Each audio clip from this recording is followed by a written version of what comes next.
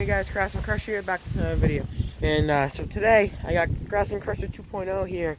It's actually got some decently good upgrades to it.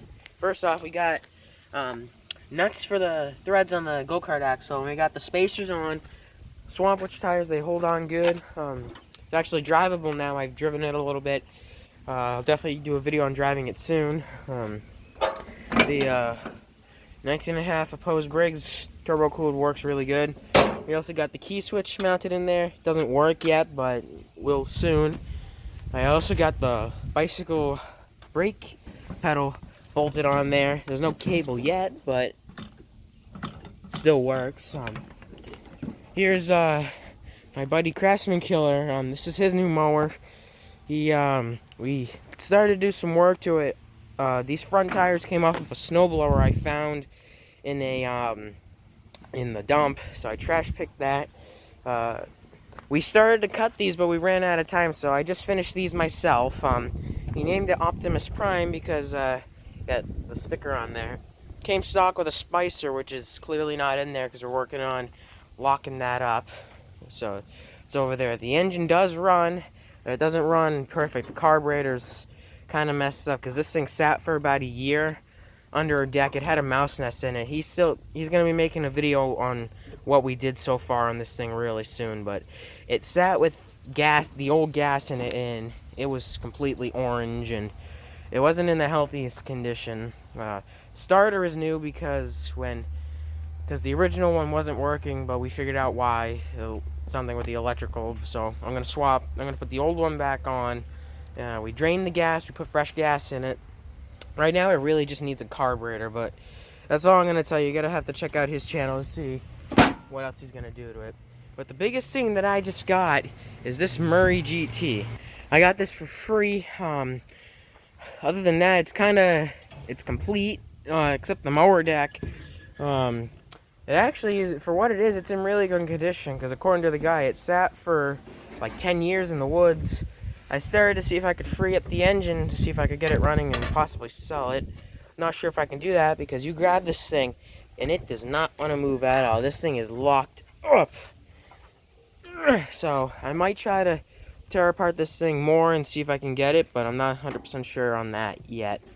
But the reason why I got it is these Murray GTs and a lot of the Craftsman GTs come stock with 820s, and this one has got one. Let's see if I can get underneath here. As you can see, there it is right there. Got an 820 in there. You can tell by looking at the bottom of the bull gear. So, it's not rolling properly though, which is kind of, gotta figure that out. We, tried to roll it, but it didn't want to roll. But the thing that is weird is if we tilt it up on one side, since it is unlocked, we can spin one tire and the other one will spin backwards. It just won't spin forward. So I got to tear that sucker apart, see what's going on with it. Other than that, the seat's in good condition, surprisingly. Like I said, the engine, even though it's sat for 10 years, believe it or not, it does actually have oil. And if you actually look, it actually really is kind of clean. So, oh well. I found out a tip on these engines, what you can do.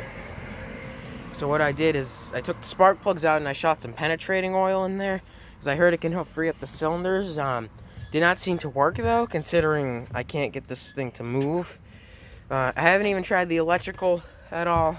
Key's obviously still in it, but it doesn't do anything because there is no battery in the back. So, oh well. But yeah, I might try to see if I can get this thing running. I might even throw a spicer in it just so I can try to get it running and driving to try and make some money for it.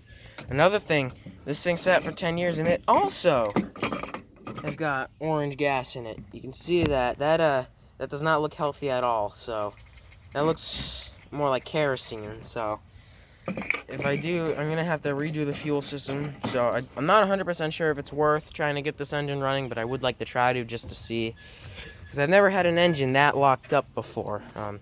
I might try to put like a breaker bar on this nut and see if I can break the engine loose, because if I can break the engine loose, then I know for a fact it's fixable. But I might even try to do is I might just try to see if the starter is stuck, because on the wheel horse's engine, the Kohler. That's why it's not moving. Starter stuck, but either way, that engine's kind of junk. The wiring got burnt out. So that is going to get swapped out, which you will actually be seeing updates on the wheel horse soon. I got some big plans for it. Yeah, other than that, no real big plans for this Murray other than robbing the transmission and possibly getting the engine running if I can. And if I can, I'll throw one of my spare spicers, or probably that. If I can't fit a spicer in there, I'll take the Peerless 915 I have. That's a grease filled, but yeah, so that's what's been going on. Hopefully, next time you see Craftsman Crusher 2.0, it'll either be on a ride video or it'll be with the frame braces on, which hopefully that goes smooth, because so far, not too much of it has been going too smooth. I do have, because when we did the work, we were at my uncle's house. One of his friends filmed a video of me driving through a mud hole, a really deep mud bog with this engine. This mower. Promise he was filming it with the camera facing this way and not sideways, so I might still, and I just tripped on that.